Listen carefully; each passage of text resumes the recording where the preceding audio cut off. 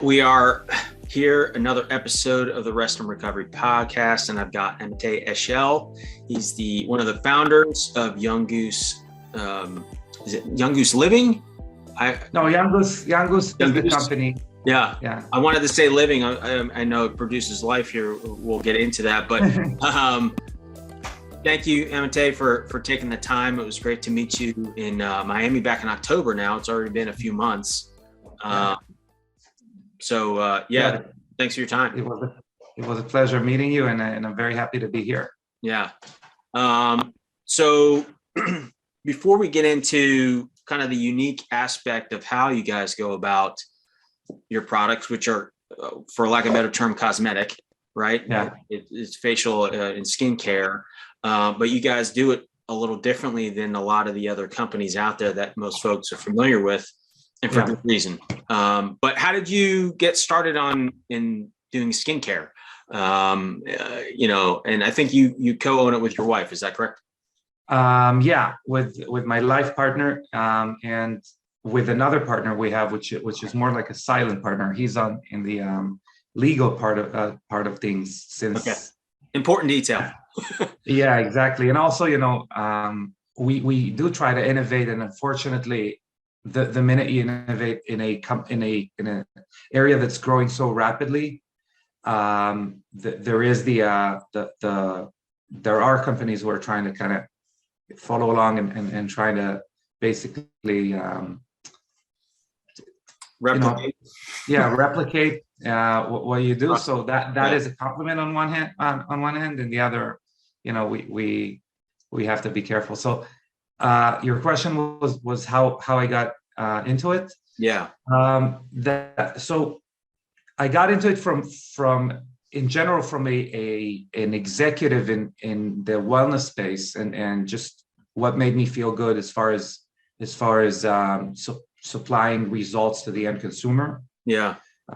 So I was an executive in one of the bigger cold lasers and light therapy companies, and as you know, so we can talk about light therapy, but it has benefits to the entire body and to every cell that it meets. But a lot of people, the way to the heart of a lot of people, or the way to kind of convince people to get those holistic benefits is to kind of communicate to them that at the end of the treatment, or at the end of using it for a while, they're going to get better skin and better.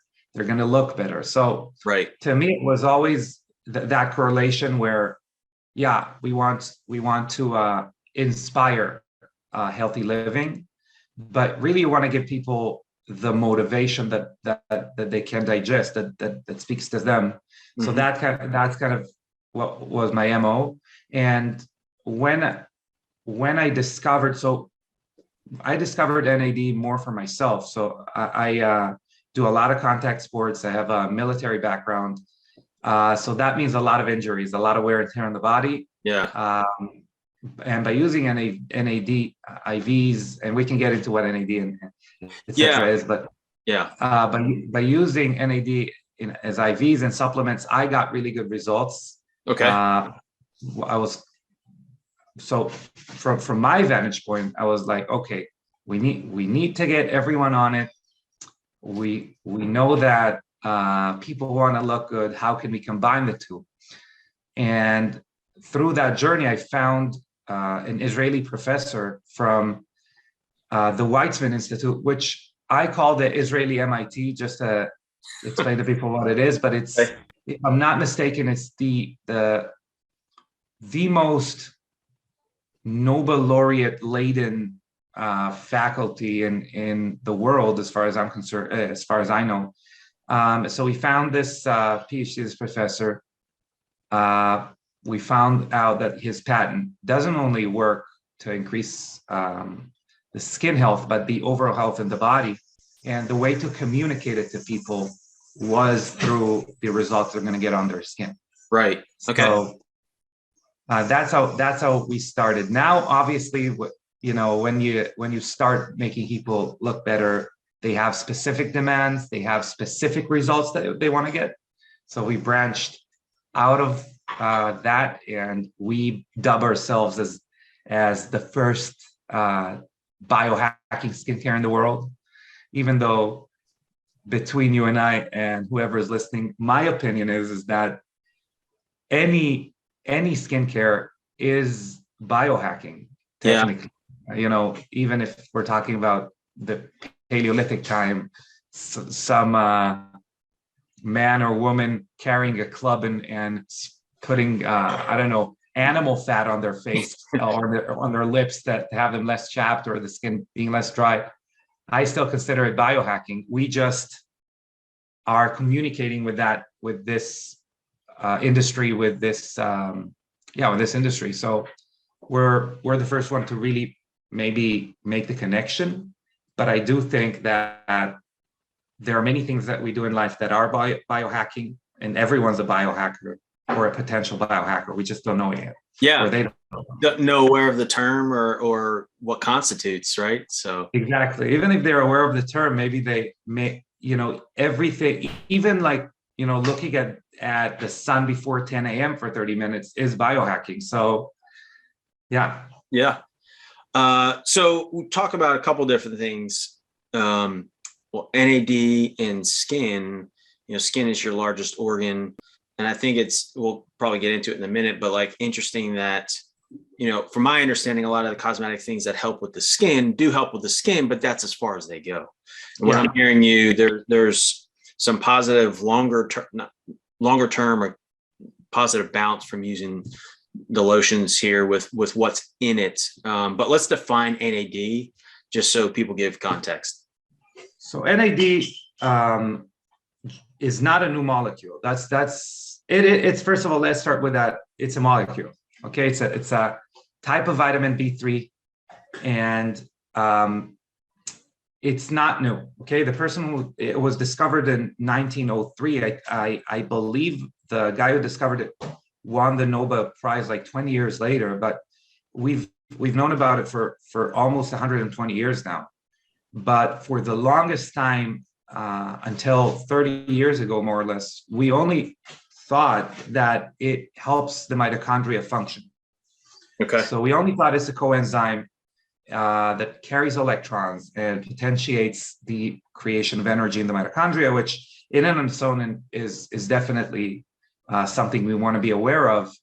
But where the science of longevity, the way that it's grown in the last 30 years, and the discoveries there showed us that a few very, very important longevity pathways and longevity mechanisms in the body rely on NAD. Mm-hmm. So much so that if you don't have certain levels, certain amounts, these pathways, they don't even bother working. And the most important, in my opinion, among those pathways is what we call sirtuins, which are so-called longevity genes, and the enzymes they encode. And these sirtuins definitely do a lot, but they really maintain epigenetic integrity. So they when we're fresh out of the womb, every cell in our body has the correct recipe of what this cell is. So our heart cell has maybe the entire DNA, compressed within it. Okay. But what's available to it, and the reason it's a heart cell, is because the information of what it means to be a heart cell is the only thing that's available. You can think of like information on a CD, right? Right. And I'm going to steal David Sinclair's explanation, and we can get into who David Sinclair is in a second. But so you can think of it as CD, and only the information that's available is the correct information. And when we grow older, you can think of scratches on the CD and the information getting a little jumbled up, where the information of what it means to be a heart cell, or in our case, skin cell, gets lost a little bit, gets turned off, and the wrong information gets turned on. And that is where we see a lot of what aging is. Okay. And these sirtuins, their job is really, they're like the police, or they're like the, if you remember when we did have CDs, you could kind of use a toothbrush and a toothpaste and try to clean it up and see if it works better. So you can think of sirtuins as something that really corrects the information, brings it back to the correct communication to the cell, what it's supposed to do. And again, they are supposed to be expressed all the time. They're supposed to makes those the adjustment and keep our cells in line the whole time. But unfortunately, they rely on NAD, and NAD is recycled in the body. And every time it's recycled, especially if we're not very young, a tiny amount goes to waste. Okay. And that in time, so by the time we're 30, we're starting to see decline in NAD levels. And by the time we're 60, we're really left with half of what we would need in order to have those hundreds of repair processes, and we mentioned one of them, functioning correctly. Okay. So obviously, strategies in replenishing NAD are plentiful and they work great, whether it's going to be IVs or different supplements. So IVs normally, they're expensive, and in general, and supplements are not the most bioavailable. I was going to say, like, consumption wise, I've heard NAD is not the best to consume. Exactly. So NAD in and on its own is really available to our body inside the cell. And I did mention that recycling process. So that recycling process basically uses precursors. So what we're left with in the recycling process are things that get into the cell molecule, compounds that get into the cell, and then they get assembled back into NAD. Okay. So the body, outside of our cell, the body knows how to use the building blocks, knows how to get them into the cell where they make NAD, but it doesn't know exactly what to do with NAD, with one exception, which is the brain, which can directly, transport NAD into the cell, or brain cells can directly transport NAD into the cell, but the rest of the body, it cannot. So when we supplement on NAD, it can benefit our brain, not much else. And even when we supplement on the precursors, most of it, as far as the latest research is concerned, about 95% really stays in the liver. Okay. So it's great for your liver, but not much else. So after that, some of it goes to the muscle tissue, to the brain. But if I'm taking NAD, or if I'm doing longevity strategies, and one of my goals are to look better, it's not going to be the most effective strategy. Okay. So IVs are a better strategy, but still, what we're looking at is an ineffective model as far as how to get NAD into our cell. And there is a lot of talk in the industry. Okay, do we make IVs that are precursor based? Right. That has a whole different set of issues. So what we're doing is we're taking those NAD precursors that are called NR and NMN, okay, nicotinamide riboside and nicotinamide mononucleotide, and they're really almost identical as far as what the body does with them. And if people, Googling or looking at different information on the internet, if they see one person saying one's better than the other, it's mostly either from ego. So MIT professors are really into NR. Yeah. Harvard and Sinclair are really into NMN. So it might be ego, and it might be vested interests in other times. So we use both. It's more of a debate on, they're both excellent. Yeah. Maybe pick one. Kind of like the Super Bowl. We just had that last night. So, I mean, pick a team. You're in the champion either way. Yeah, that's right. And so in any given day, one team can win and the other can lose. In any given research, a research can say this worked a little better or that worked a little better. Frankly, verdicts out, and we use both. So we nanosize it in order for it to even get into through our pores. So it has the first thing it has to be is smaller than our pore. If it's bigger, it's not going to work. And then we need to stabilize it. So all the patents around it, you can't really patent a molecule that the body makes, endogenously. It makes it in the body.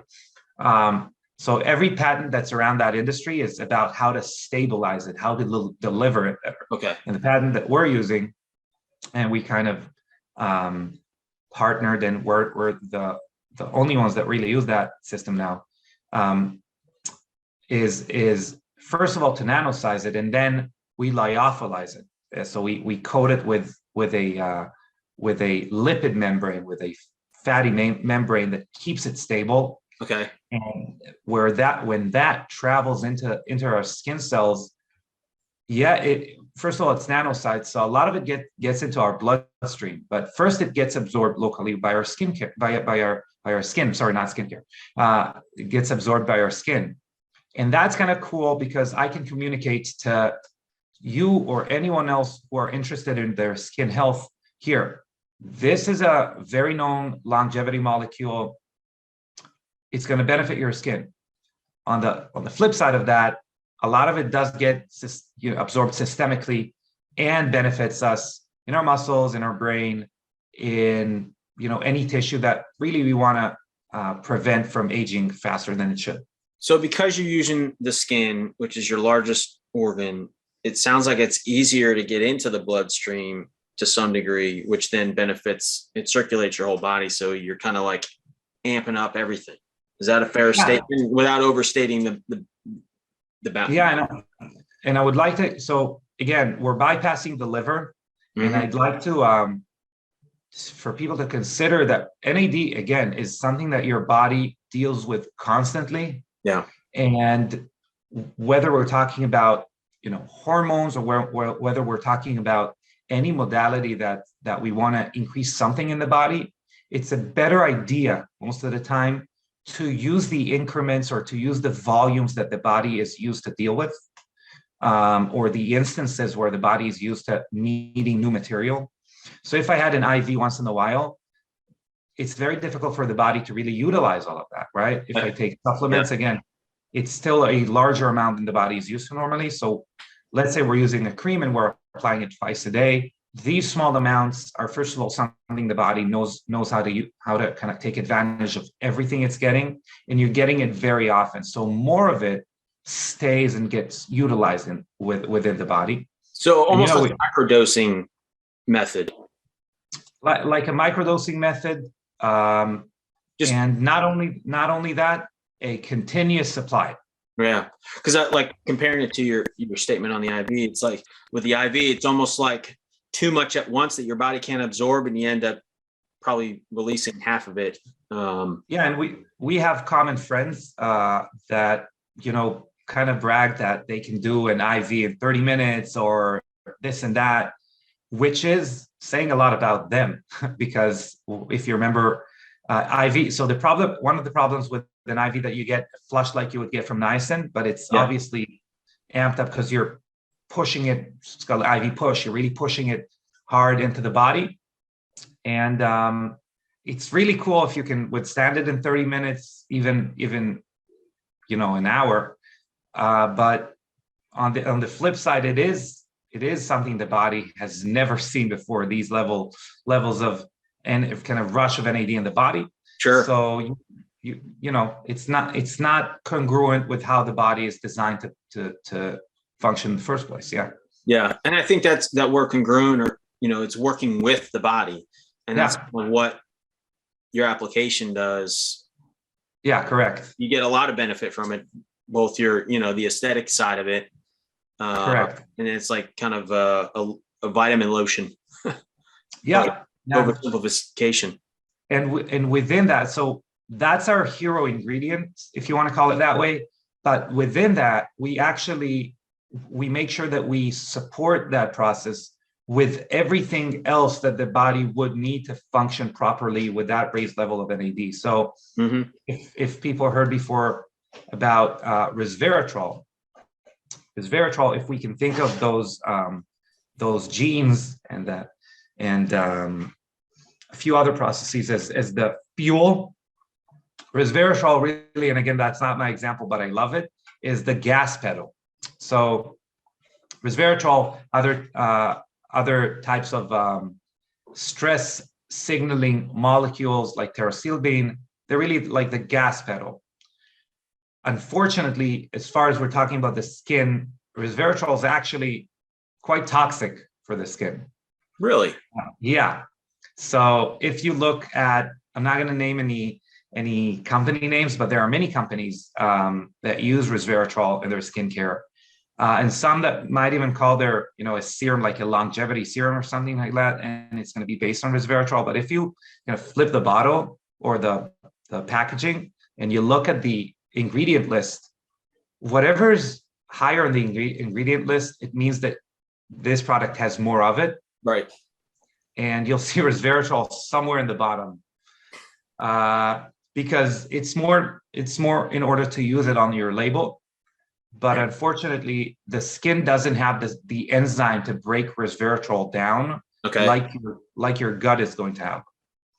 So what we're doing is we're fermenting and introducing those enzymes in the fermentation process in order to have resveratrol, first of all, much more bioavailable. And according to our inner studies, it's around 50 times more bioavailable.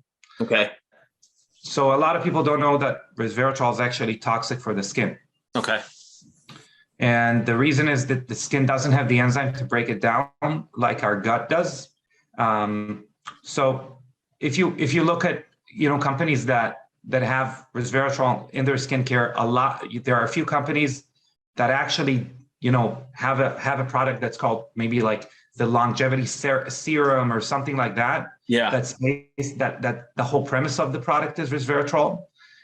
And then when you flip the bottle, a way to know, if how much of an ingredient you have in that bottle is, if you look at the back of the packaging, you'll see that the products that are higher up in the ingredient list, that means that the product has more of them. And normally you'll see resveratrol somewhere in the very bottom. Wow. So not a lot.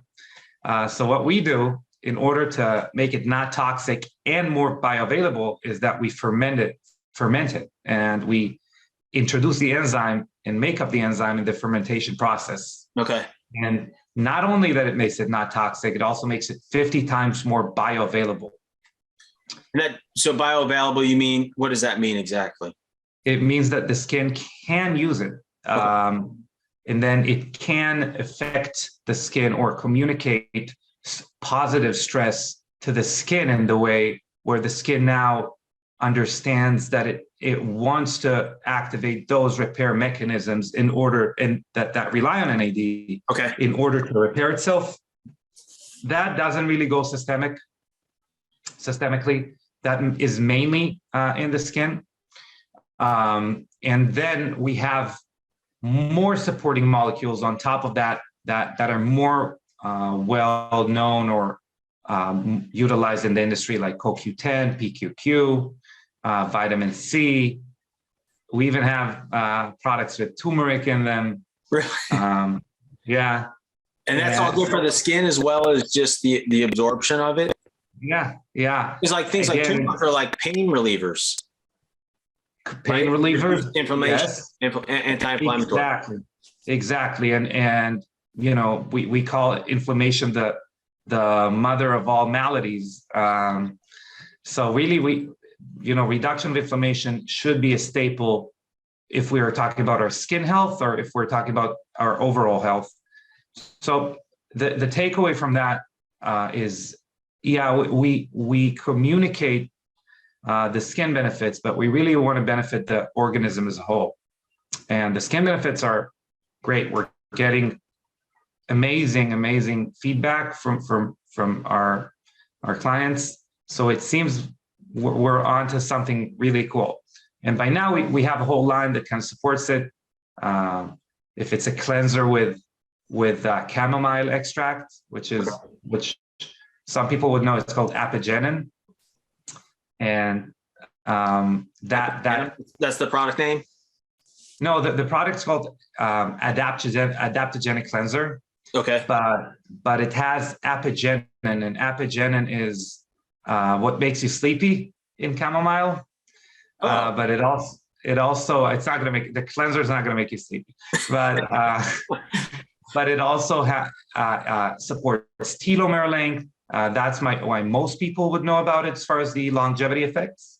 But it also affects and inhibits CD38, which is what breaks down NAD in the body. So just so I'm clear, CD38 is something that's in the body that consumes or breaks it down faster. And so you're saying by putting, was it turmeric? It helps mitigate that.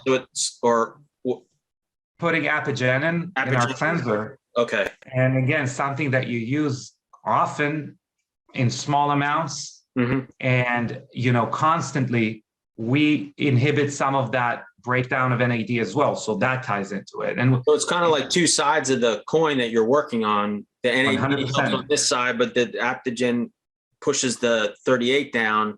So it's creating a bigger divide. If that's creating a bigger divide, creating a bigger holistic and multi-directional approach to that type of longevity, enhancement. Yeah. We now have 9 products that are available to the public. We have more that we make. We started making for a few friends of ours that have regenerative clinics, and now they are getting more and more popular within the medical community. Okay. So we deal a lot with peptides, like the copper peptide. We call it copper tripeptide 1. That's a more like a manufacturer's term, but most people know it as GHKCU. Okay.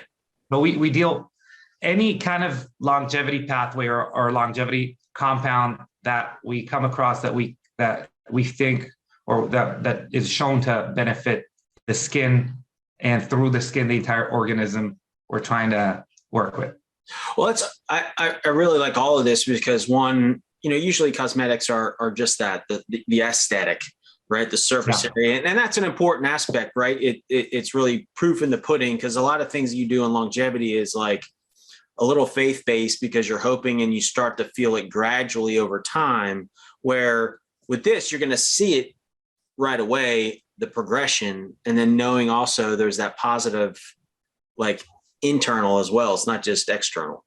Yeah. And myself included, but a lot of people have a little bit of a problem staying consistent with taking supplements. Sure.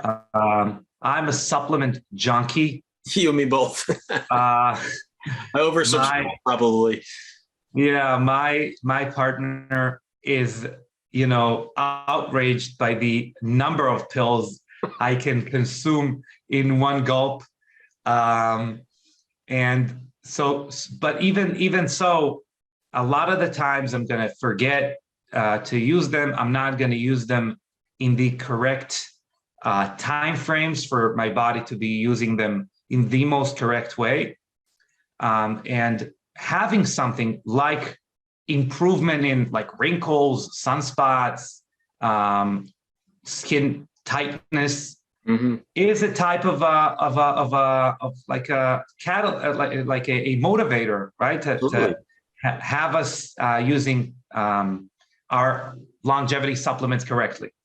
Well, and it brings in the mental aspect of it too, because so much of that too is important, is how you perceive yourself and the vitality or vibrance that you'll have that will be part of that overall longevity approach.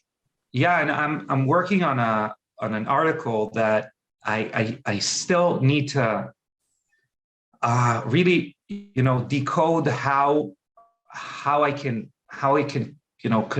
drill in the message of stress is the the most aging thing that we can experience. Obviously, aside from unfortunate things that can happen to us, but Sure.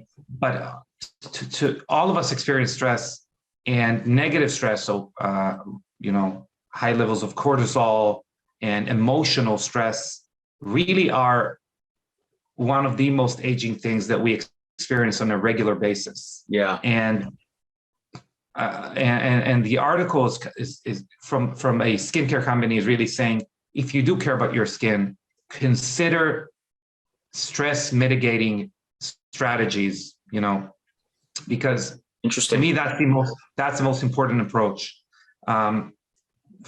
Even so much so that now, we have a friend and an acquaintance that we met through the biohacking community. That is called Todd. He's from Iowa. He's one of the greatest guys I've met. Okay. And he really asked us for a body lotion. Mm-hmm. And we made one for him to begin with. And now we make it for friends, stuff like that. And that the basis of that, it has molecules that, help hydrate and tighten the skin of the body, things like that. But we really wanted something that would also help you calm down and relax. So the hero products there are things like ashwagandha, blue tansy oil, things that people normally use in order to mitigate stress. Yeah, like down regulators. Yeah, exactly. And and then there are the skin benefits, like it protects you from high intensity blue light that we all experience working in front of the computer, things like that. So sure, every product that we make, our approach, I believe, is more holistic and deeper as far as not only, excuse the pun, but not only as far as like how it penetrates, but also deeper in the thought process of how can we improve aging in a multifaceted way. Yeah, and you mentioned in passing, but the blue light aspect is something that we've heard about it as, hand wringing because it's not great for your eyes and convinces your brain that it's noon. But I also recently learned, to keep me honest, that the exposure to your skin staring at these computers for an extended period of time can be non-beneficial to the skin and your body, especially more for women who, like men, a lot of times will have high collared shirts or ties. So it's not as exposed, but like the upper chest area and neck is, and it's a very sensitive skin area. Correct. And when I talk about blue light, because it's so prevalent, because it's something that a lot of us are drawn to, as far as as a pretty color, as far as like LEDs that people put around. Yesterday we were at a restaurant, and the entire restaurant, every curve in the restaurant is kind of accentuated with blue light. So we were the weirdos with blue blocking glasses inside the restaurant, and a bunch of people actually approached us and asked us what it is. But so blue light, the way I convey to people that it is bad for us, first of all, that's the most common way in the dermatological world to kill acne bacteria. So okay, first of all, that already kind of opens people's mind to the idea that it's harmful to something. Mm-hmm. It's not that that's not harmless completely. And how it interacts with us, it actually is a kind of a blunt weapon. It's not like UV, where it would really alter how, again, epigenetic, like damage our DNA. What it really does, it can penetrate way further than UV does, by the way. Okay. But it really, when it passes through our body, that friction, that impact damages what it needs. So obviously that's in very, very small amounts. That's if we were to live in Paleolithic times, we would be exposed to the right amount of blue light. Mm-hmm. Hopefully. Yeah. But again, working in front of computers, under artificial light is horrible for our skin. So we do have our kind of continuously used products. We have like a spray that's supposed to, freshen you up and hydrate you. And then again, in that spray, we did use aromatics, for natural ones, and things that are going to make you more serene and calm, and get you into a flow state. But aside from that, we have a type of vitamin C that protects you or helps your body deal with that impact of blue light. So it's super important, not only for our eyes, and we kind of realized it in the last couple of decades, but it is important for every little cell in our body that's going to meet blue light. Yeah, and it's not like blue light itself; it's more like blue light overdosing. Yeah, 100%. Yes. Right, because blue light's out of the sun, and that we talked about the sunrise in the morning. That's when like the optimal time to get it in your eyes. But then it's like it's nonstop. So we're kind of like blue light overdose. Blue light overdose, incorrect timing, as you said, and just the flip side of that, obviously, is not enough blue light causes SAD, seasonal affective disorder. So if you're have the in my opinion, the unfortunate, I mean, like if you're I live in Florida, so we don't really participate in the season called winter. Yeah. But if you're somewhere close to the equator, or somewhere that really that you don't need a lot of blue light during the winter, it can affect you. It can affect your psyche. So yeah, and that's a whole nother conversation with the light piece. Sure. I want to circle back. So skincare products. So you were mentioning a lotion, but like obviously what's available now is specific areas, not like full body. But so can it made me think of certain skin diseases that they originate from the inside. A lot of it's gut related, but like eczema, psoriasis, things like that. Is this something that could help support that and help kind of hedge? So obviously, to give you a confident answer, that's going to be something that's going to take a lot of investment as far as our part in research.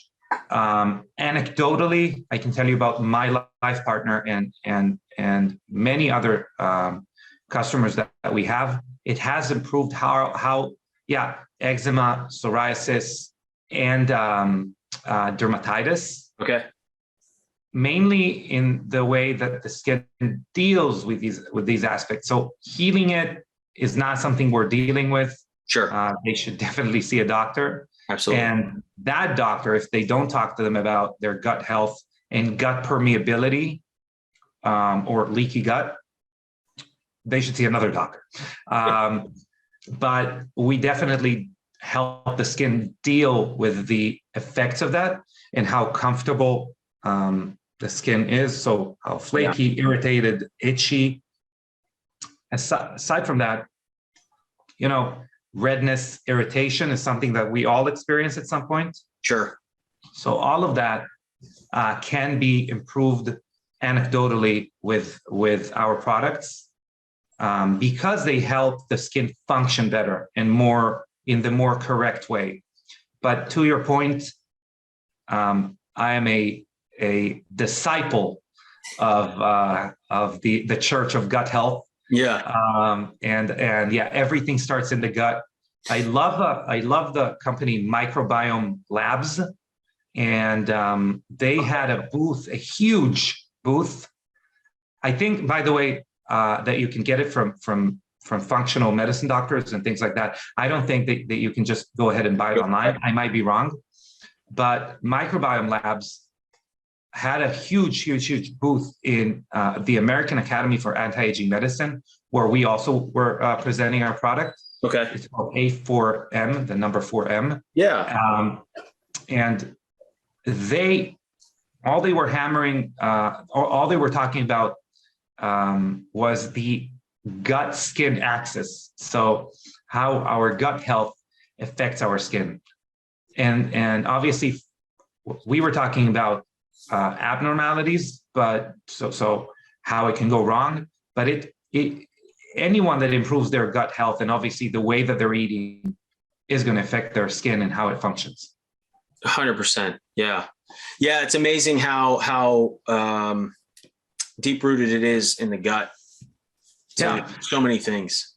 And what we're doing is we're trying to be the inside out approach is a correct approach always, but we're trying to balance it out with the outside in approach. So, so any one of our product is going to be conducive to that.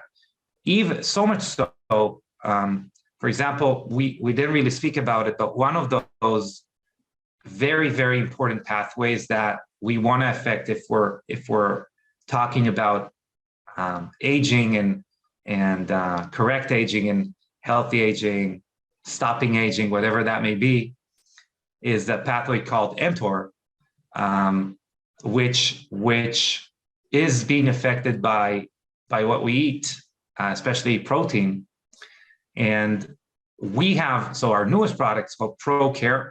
That's a serum that actually downregulates mTOR, and the results from it are bananas. Really? Yeah, we did a clinical study where we showed that we can reduce downregulate mTOR. We showed what mTOR does in the skin, that a pro-aging protein that's called progerin is kind of being elevated because of it, and through regulating mTOR, we could affect progerin and downregulate progerin in the skin, and the results are bananas. We're floored, to be honest. That's awesome. That sounds amazing. And actually, so you kind of saw the picture. We were now in Vegas. We got to meet and talk a little bit with Dr. Mark Hyman, and that blew him away. Like we were talking about, he got excited by our NAD elevating technology, but when he heard that we can affect mTOR in the skin specifically in a much more pleasant way than otherwise you would try to affect mTOR, he couldn't talk about it enough, and he was just writing a book about longevity and the mTOR pathway. So, cool. That was the most interesting and invigorating conversation we've had in a while. That's amazing. Yeah, because Dr. Harmon, he's like, the OG of longevity and functional medicine. Yeah. I can't wait for his book to come out, to be honest. Yeah. He's definitely, and if folks listening don't know who Mark is, you need to follow and listen to what he's doing, because what he's doing, and then also the ability to distill it down for folks like myself who aren't necessarily, scientists or what have you, but to make it understandable and contextual. 100%. If we wanted everyone to be a longevity scientist, as far as a company that sells product, most of longevity scientists need to watch their budget. No offense to anyone. But academia doesn't make you rich. So we need people that can afford our product. So we have to have people in different industries, right? Yeah. And these people dedicate their lives to their own profession, to their own vocation. So we need people like Mark Hyman and many, many others that take that information, dedicate their lives to figuring out this information, but also are eloquent enough and also charismatic enough to convey that information in a way where people are interested and are motivated to get off their couch, quite literally, and implement that information. Yeah, and you start talking about the human behavior, and we even touched on it with our supplement habits. Is sometimes we miss them, and that's okay. Yeah. But a lot of the things that we're talking about from a holistic health perspective all boil down to not necessarily hard, but consistency. Whether it's fitness or using your products and getting the results you desire, it's that consistency and that patient persistence to be able to do it. Yeah, and the minute you're saying consistency, to me, where I am working on consistency the most is the pillar of aging that I think most of us in the longevity community are having our own battles with is sleep, right? Consistency and communicating to our bodies. And we did kind of touch on it when we were talking about exposure to blue light and communication, good communication in order for our body to get us into a good night's sleep, create the right compounds while sleeping. So consistency is key in that aspect as well. I agree with you. And I've heard, I kind of was listening to a philosopher recently that had an interaction with a world champion and like a world champion martial artist. Okay. Moving to Austin, Texas. And he kind of reached out and asked this martial artist how he's doing. And that martial artist said, I found my grocery store, I found this, and now what I'm working on is creating consistent routine. And a routine to a wild ADHD person like myself is a scary word, but it's something that we all should be referring to all the time. Okay, I'm doing something good. How do I make it a routine? How do I make it a habit? If I have a bad habit, like maybe looking at my phone closer to my bedtime or something like that, how do I break that habit? So thinking in patterns and habits is definitely conducive with longevity. Yeah. And I had a coach, personal, mentor talk to me about, a lot of times when I or individuals in general struggle with habits, it becomes stop doing something as opposed to rip and replacing with a more optimal habit, if that makes sense. So it's instead of like, I'm not going to do this anymore. It's like, instead of that, it's I'm going to do this instead, which is more of a growth thing than a detrimental aspect. Yeah, I think we are creatures of habit, running the risk of being really redundant here. Yeah. We're creatures of habit. And not only that we're creatures of habit, everything we're doing in our lives is a form of a habit. So any result we're getting, good or bad, everything we're doing in life, any reaction to anything we're doing is, we didn't decide on the spot what we're going to do or what reaction we're going to have. That's a really deep philosophical discussion, but it is a manifestation of a certain habitual component that we have, habitual reaction that we have. Yeah. So whether we like it or not,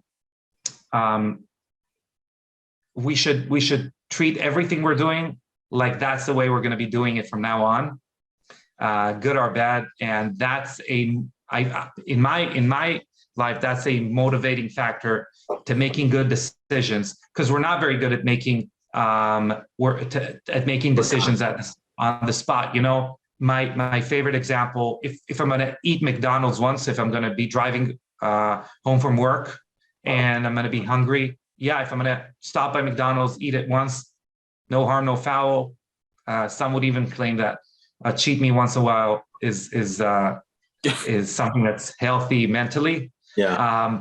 But really understanding that one McDonald's really is building a habit that from now on, I'm going to be kind of tying together getting home from work and stopping at McDonald's. And that's going to create a habit. And obviously, we don't need to watch Morgan Spurlock and Super Size Me to know what happens if you would eat McDonald's every day. Yeah, 100%. Yeah, because you open up that door, right? It's, I guess, proverbial Pandora's box that, have the grace to say, okay, it was one time, but understand yourself too. And does it open up a door of justification to do it on a consistent basis that I did it one time and then all of a sudden it's once a week? And I don't know if to say that I'm fortunate or not, to the fact where I'm not obsessing about what I'm eating. To me, it's more like being aware of what I'm eating. I need to make sure I'm aware of the decisions I'm making. For people who who are more anal about their decisions and really are obsessed with their decision, it can be counterproductive as far as they can overly obsess, and it can become a hindrance in their life, like really obsessing. Oh, is that decision going to lead me like down a bad path? You just should be aware of it. Keep it. We did talk about mental stress and how it can do, how that would age you. So everything should be in moderation, where we can do something once to break our obsession with a certain pattern, but really understand that we need to cultivate good habits. Yeah, absolutely. And I think if someone takes anything from our conversation, it's this. Like, that's something I don't know if you're familiar with the book. I'm sure you are. Atomic Habits. Yes, one of my favorites. I try to read this book, or at least read some of the book every couple of months or so, just because I feel. And I was talking with a very, very nice professor of computer programming in Broward, which is completely different, Broward College here in Florida, about the book. And I was telling her, I'm trying to even though I can quote most of the book off the top of my head, trying to read this book every couple of months or so, at least like 3 times a year, in order to have that repetition in my mind, how important habits are. Yeah. And I liked in Atomic Habits, it's where I think he drew the connection between the system and the heart, or the head and the heart on creating habits, on the why. He does a really good job, I think, articulating that and really breaking it down to get to what we talked about earlier of creating those habits, is that last little bit of the consistency. Yeah. But anyway, well, Amitay, I appreciate your time. What you guys are doing and taking from the outside in, and the benefits of it, creating cleaner products than what's generally out there, not to bash other cosmetics, but we're seeing a lot of negative side effects to some of those things in the endocrine system. And yours is doing the exact opposite, it seems. So appreciate what you and your partner are doing, and look forward to seeing where it goes. I like to close things out with a few personal questions or hot seat. So what are you reading right now other than Atomic Habits? So I'm revisiting a book that I am revisiting often, which is The Happiness Hypothesis by Jonathan Haidt. Okay. Probably my favorite book of all times. I am reading again an Israeli author that you might know. He's getting pretty famous, Yuval Noah Harari, and his book, 21 Lessons for the 21st Century. I hope I'm not butchering the name, because I'm reading it in Hebrew. So I hope that's the correct name in English. Okay. And I just finished a very interesting book that's called 10,000 Weeks. And that's kind of an anti-time management book. But it's a beautiful book. Okay. Again, like looking at utilizing our time here in a more purposeful way. And that I listened to the author talk to Sam Harris. Okay. Was very impressed. So it's kind of a Sam Harris-y consciousness type of book that I highly recommend. I will check that out. Cool. All right. What are you listening to right now? Be it music or podcast? So let's see. That's a great question. I love history podcasts.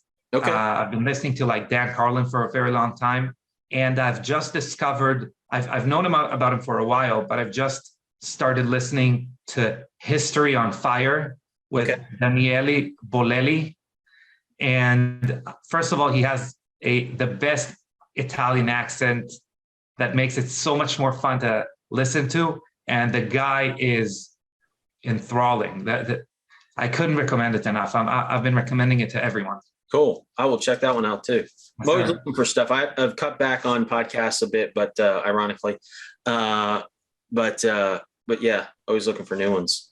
Yes, sir. All right. What is your go-to rest from recovery method? First of all, as far as like understanding where I am, the Oura Ring, and now I'm gonna switch to the Whoop strap. Okay. Since I do a lot of contact sports, and they have a solution for that. I can take that little sensor, and they have like a sleeve I can put here, and not, bash it in people's faces, because the Oura Ring I need to remove when I do jiu-jitsu or wrestle or stuff like that. Yeah. Again, hyperbaric chamber is something that I've been starting to do now. We have good friends who can afford it, and they bought a fully like a metal, like the big one. Yeah, shout out to Yegor and Fanny. I think you know them actually. So so they got one, which has been a game changer. Very cool. Yeah, I've been intrigued by that and been wanting to do it. And a place just opened up near us, and I've connected with them, but I've not gone yet. So, and they've got the soft shells, but then they also have the full blown, wound care support. Well, I'm not a big believer in the soft shell, just because most of the research coming out looking at hyperbaric oxygen therapy is out of Israel. The same institute that had developed our patented NAD precursors, and it was really looking at higher pressure, higher atmosphere. And I'm so impressed with the results that we've been starting again making small batch a mask that mimics the results of hyperbaric oxygen therapy on the skin. Wow. And we've low-key invested a lot of money into it, because we're like obsessed with it now. That's awesome. Then I'm encouraged. I'm going to have to go try HBOT. If you need any test persons, I'm sure I'm happy to raise my hand. Any volunteers? But in all seriousness, Amitay, thank you again for your time. Now, how can folks find you? So me personally, I'm not very active on social media, but through my name, that's my Instagram handle. Our company, Young Goose, _Goose_ skincare, is a very active and interesting account. We have a podcast that actually speaks, really, really tries to look at other modalities aside from skincare, to cultivate healthy, young-looking skin. It's called Biohacking Beauty. Okay. And it's growing. We have amazing guests there. So I would love for people to check that out. And our website is younggoose.com, where we're going to start posting blogs now. That, again, I kind of mentioned one, but we're working on some that look at longevity from a little different angle. Awesome. Thank you, sir. Be well. Thank you very much. It was a pleasure. Same here.